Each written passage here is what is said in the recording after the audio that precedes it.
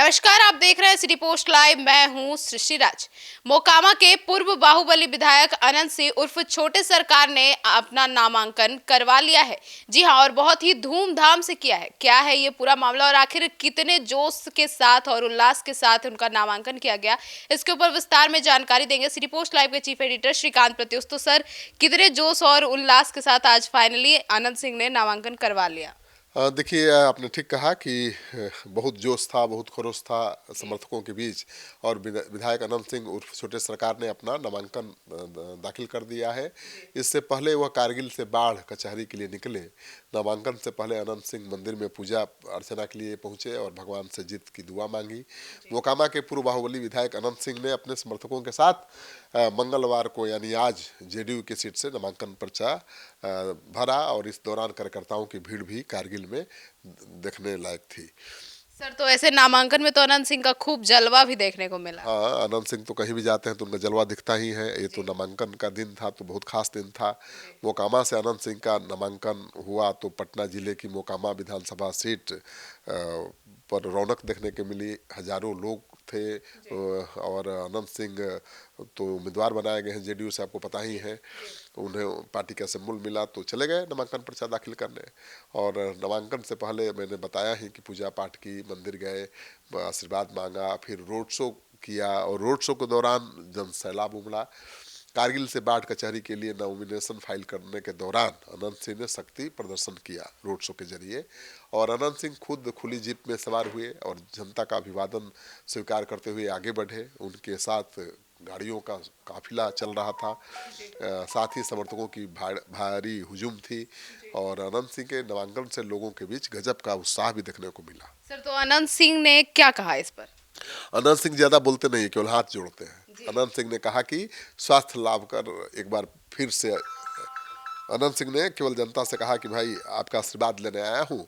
और उन्होंने ये भी कहा कि स्वास्थ्य लाभ कर एक बार फिर अपने जनता मालिकों के बीच हाजिर हूँ। मतलब जेल में थे ना बहुत दिन तक, तो उन्होंने कहा कि भाई अब स्वास्थ्य लाभ ले करके जेल से बाहर आए हैं और जनता ही मालिक है, जनता ही भगवान है। आपके बीच हम उपस्थित हैं। पत्नी नीलम देवी मोकामा से वर्तमान विधायक है, आपको पता ही है। फिलहाल अनंत सिंह की पत्नी चुनाव नहीं लड़ रही है, खुद अनंत सिंह मैदान में है। 2020 में आरजेडी की टिकट पर नीलम देवी चुनाव जीती थी। लेकिन 2024 में एनडीए सरकार का समर्थन किया था और पार्टी बदल दिया था। छोटे सरकार के नाम से चर्चित है अनंत सिंह और पूर्व विधायक भी हैं। कभी भी मोकामा में चुनाव नहीं हारे हैं, ये बड़ी बात है। 2005 के बाद दोनों चुनाव, 2010 में उन्होंने जेडीयू के सिंबल पर लड़ा और जीता। 2015 में निर्दलीय लड़े और जीते। 2020 में आरजेडी के टिकट पर उनकी पत्नी विधायक बनी।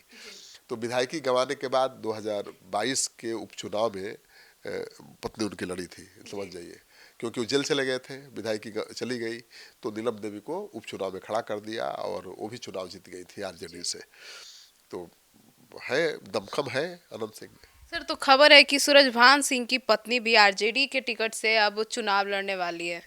हाँ, खबर तो है कि सूरजभान सिंह की पत्नी बीणा देवी, जो बहुत तेज तरार नेत्री है, दमदार नेत्री है, वो 2 बार सांसद रह चुकी है। और बड़ा दमखम वाली, इतने दमखम वाली है कि सूरजभान सिंह भी डरते हैं उनसे। ठीक है ना, उनको राजनीति में आगे बढ़ने से रोकते रहे हैं।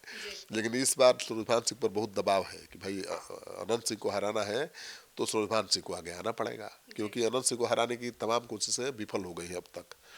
जब से चुनाव लड़ रहे हैं तब से जीत ही रहे हैं। तो ऐसे में सूरजभान सिंह के लोग दबाव बना रहे हैं।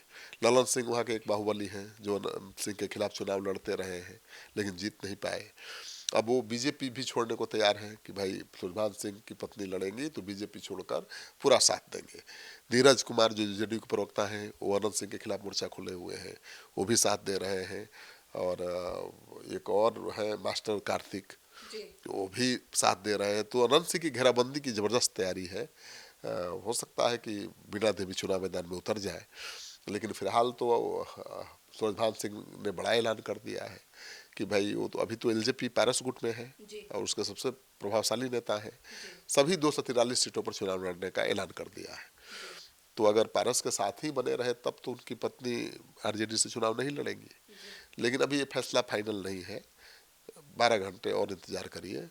जब महागठबंधन में जगह नहीं मिलेगी पशुपति पारस को, तो सूरजभान अपनी पत्नी को आरजेडी के टिकट पर मोकामा से चुनाव लड़ा सकते हैं और लड़ाई बड़ी दिलचस्प हो जाएगी। मोकामा की दो बाहुबलियों के बीच जबरदस्त टक्कर देखने को मिलेगी। अनंत सिंह अपना गढ़ बचा पाते हैं या फिर से सूरजभान सिंह से मात खाते हैं, ये सबसे बड़ा सवाल है। क्योंकि सूरजभान सिंह भी कभी हारे नहीं है, वो भी सांसद रह चुके हैं, ठीक है ना। वो बलिया से जीते थे चुनाव, सांसद थे। उनकी पत्नी बीना देवी भी सांसद रह चुकी है, भाई चंदन सिंह भी सांसद रह चुके हैं।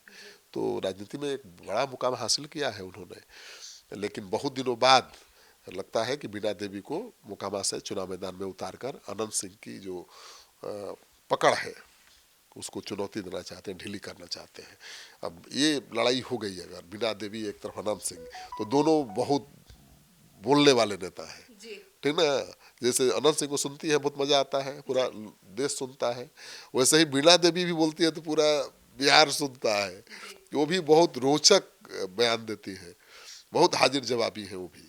तो अनंत सिंह एक तरफ बीना देवी को बैठा दीजिए एक साथ, तब देखिए मोकामा की सीट एकदम दमदार पटाखे वाले हाँ बिल्कुल सबसे हॉट सीट हो गई है। अगर बीना देवी लड़ जाएंगी तो मान लीजिए कि सबसे ज्यादा चर्चा में बिहार में मोकामा की सीट रहेगी और पूरे मीडिया की नजर मोकामा विधानसभा सीट पर रहेगी। तो सुना आपने हमारे इस डिबेट को, तो अब इस पूरे मामले पर आपकी क्या राय है और क्या बीना देवी आरजेडी की टिकट से मोकामा से चुनाव लड़ेगी, और अगर वे दोनों आमने सामने आई तो आखिर मोकामा की जो विधानसभा चुनाव है उसकी क्या रौनक बढ़ती है? अपनी राय कमेंट सेक्शन में जरूर बताइएगा। तो फिलहाल इस खबर में इतना ही। आगे की खबरों के लिए जुड़े रहिए हमारे साथ। धन्यवाद।